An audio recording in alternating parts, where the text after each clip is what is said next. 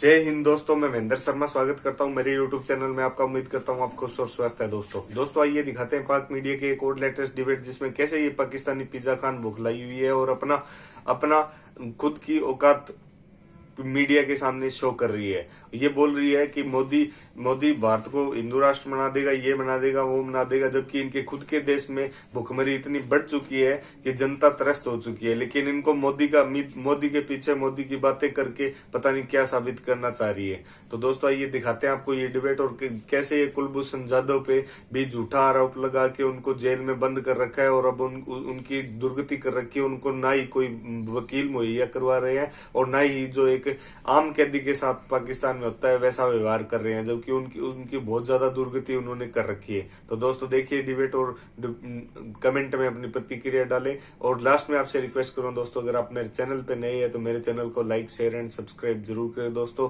जय हिंद, वंदे मातरम, भारत माता की जय। दोस्तों जनरल कमर जावेद बाजवा की सदारत में कोर कमांडर्स कॉन्फ्रेंस में भारतीय फौज के पाकिस्तान मुखालिफ प्रोपेगेंडे का नोटिस लिया गया है और जनरल कमर जावेद बाजवा ने कहा है कि जी पाकिस्तान के खिलाफ जो भारत का बेबुनियाद प्रोपेगेंडा है सिर्फ उनकी मायूसी और उनके जो अंदरूनी तजादात हैं उससे तवज्जो हटाने की कोशिश को जाहिर करता है। और उनका मजीद ये कहना था कि जी भारतीय प्रोपेगेंडा भारतीय फौज की बौखलाहट को भी जाहिर करता है। अब दूसरी जानिब भारतीय जासूस कुलभूषण को अदालत ने अपने हुक्मनामे में कहा है कि कुलभूषण को वकील फराहम करने से मुतालिक भारत को एक और मोहलत दे रहे हैं। अच्छा, अटॉर्नी जनरल ने अदालत को बताया है कि जी भारत ने पाकिस्तानी अदालतों के सामने पेश होने से इनकार कर दिया है और भारत ने मौकिफ ये पेश किया है कि जी वियना कन्वेंशन के तहत वो एक खुद मुख्तार।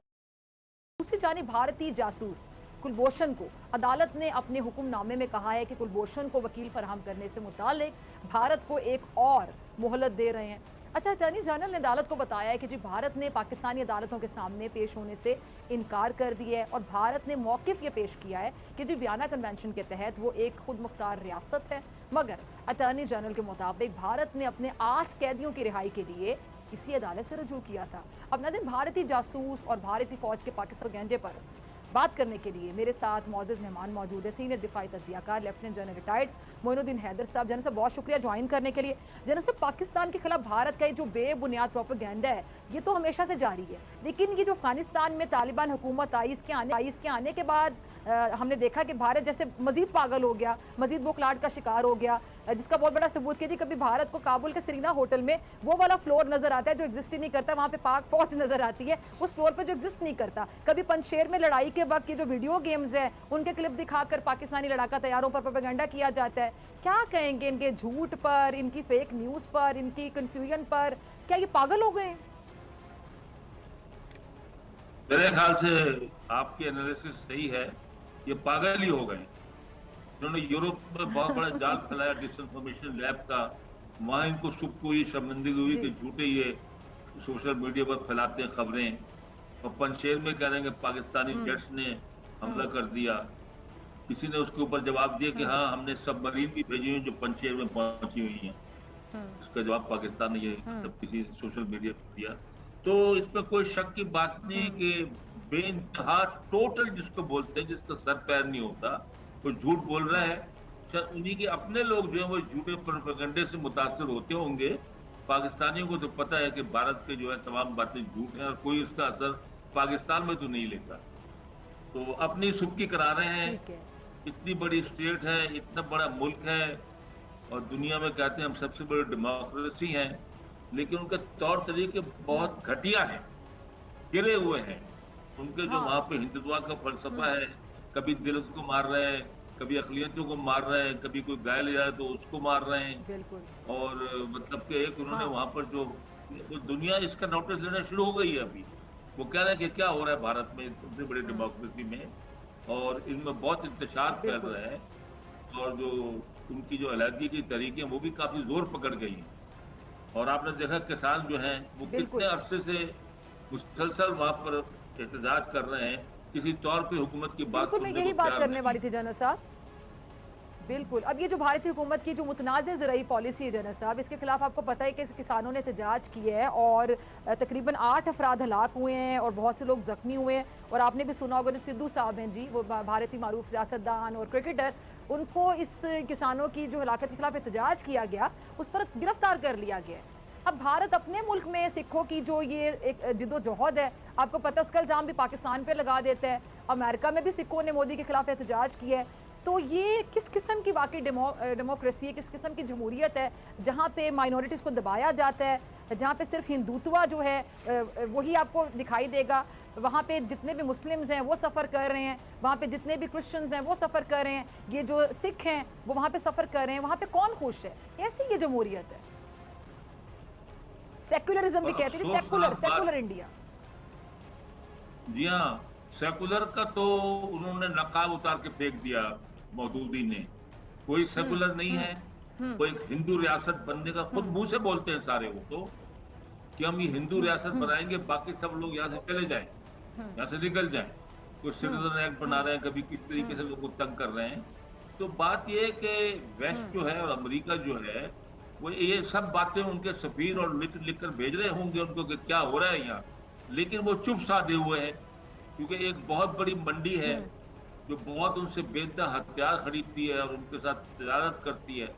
इस चक्कर में उसी मौजूदी को जिसको उन्होंने बैन किया था कि वो अमेरिका में दाखिल नहीं हो सकता, जब उसने गुजरात में कत्लेआम कराया था, अब उसके लिए खड़े होकर ज्वाइंट सेशन पार्लियामेंट में खड़े होकर ताली बजाते हैं। इससे उनकी भी मुनाफिकत जाहिर हो जाती है कि उनके मुल्क में डिसइंफो लैब चल रही है कितने सालों से। क्या उनको नहीं पता? वो तो बहुत कहते हैं हम हमारी इंटेलिजेंस तेज है और हमारे हम बड़े अदारे हमारे तेज हैं। तो ये आपके सामने है कि वो भी उनकी मसलहतें हैं। भारत के मामले में खामोश रहना, पाकिस्तान की छोटी सी बात को खामोश उछालना। ठीक है, अब ये जो कुलभूषण के मामले में ये जनसा बड़ी बुखलाहट का शिकार है कि उसको वकील ही नहीं दे रहे हैं, इसके पीछे आपको क्या वजह नजर आती है? कोई नया प्रोपेगेंडा इनका? देखिए, कुलभूषण जो है वो बिल्कुल साबित हो गया कि उनकी नेवी का ऑफिसर है, रॉ के लिए काम कर रहा था, जासूसी कर रहा था पाकिस्तान में। मुसलमान नाम के साथ उसको उन्होंने चाबहार की बंदरगाह पे भेजा हुआ था, ट्रैप हो गया, बलूचिस्तान में पकड़ा गया, तो डिसोन कर दिया, अपने ही आदमी को डिसोन कर दिया। और उसके बाद अब ये इंटरनेशनल कोर्ट ने कहा कि भाई इसको वकील दो ताकि अपना डिफेंस करे। तो किसी ना किसी बहाने से वो कहते हैं कि हम तो जी पाकिस्तान की अदालत में वकील नहीं भेज सकते कभी कुछ, तो यहाँ मतलब कोर्ट ने यही कहा, एक और मौका दिया हिंदुस्तान को कि आप वकील करें। हैरानी की बात है, कम से कम आप केस को लेकर गए थे इंटरनेशनल कोर्ट में, तो यहाँ भी आओ पाकिस्तान की कोर्ट में। पहले भी इस किस्म के इनके जो कैदी वैदी हैं उनके लिए इनके वकला आके वहां केस लड़ते रहे, और पाकिस्तानी वकला भी हिंदुस्तान में केस लड़ने के लिए चले जाते हैं। तो ये अपने आदमियों को इस्तेमाल करके और उनको डिसोन कर रहा है, जो कि बहुत इसके लिए जो मतलब इसमें जो आपके रॉ के बाकी एजेंट्स होंगे, जासूस होंगे, वो बोले क्या मिल रहा है। उसने जान की बाजी लगाई कुलभूषण ने, तो उसको डिसोन ही कर दिया।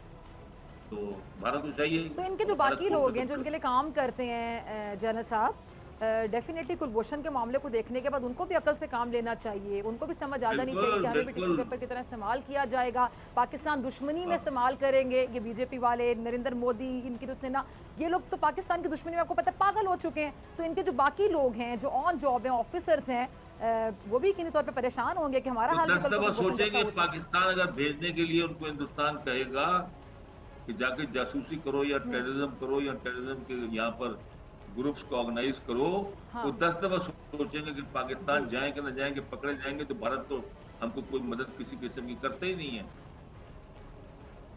जी, एक आप यहाँ से जासूस को पकड़ा गया था। अच्छा जनरल साहब, एक और इनका मौकिफ, हाँ जी जी आप अपनी बात कंप्लीट करें। नहीं ठीक है आप बताइए।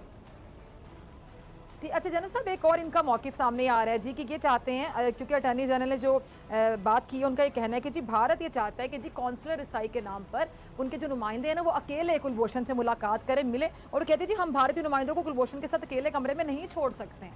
तो बिल्कुल ये दुरुस्त मौकिफ है, क्या कहेंगे आप? देखिए, वो एक क्रिमिनल है, क्यों छोड़े अकेले कमरे में? डिप्लोमेट तो है नहीं वो, उनकी एम्बेसी में यहाँ पर या वो कोई डिप्लोमेट तो है नहीं कि उसको डिप्लोमेटिक इम्यूनिटी हो और कौंसलर एक्सेस दी जाए। Exactly. वो एक मुजरिम है जो पाकिस्तान में कत्लो गारत कराने का जिम्मेदार है, और पाकिस्तान को बिल्कुल दहशतगर्दी की वारदातें करवा रहा था, जासूसी कर रहा था। दहशतगर्दी की वारदातें उसने कराची में कराई हैं और बलूचिस्तान में कराई हैं, खुद उसने इतराफ किया है। तो उसको किस लिए काउंसलर रसाई दिया अकेले में भाई? He is not a diplomat, why should we do it? और बिल्कुल हिंदुस्तान की बात नहीं सुननी चाहिए। ये पाकिस्तान की शराफत है कि उसने अपना उनकी बीवी और जो है माँ को जो है इजाजत दी मिलने की, तो उसके अंदर भी हिंदुस्तान ने जो है उनके जूतों में अपने जो 2 लेडीज गई थी कुछ ऐसे हालात लगा दिए थे ताकि वो उनकी खबरें सुन सके। जब पाकिस्तान अगर जूते बदली करो तो वो करने से कतरा नहीं थी।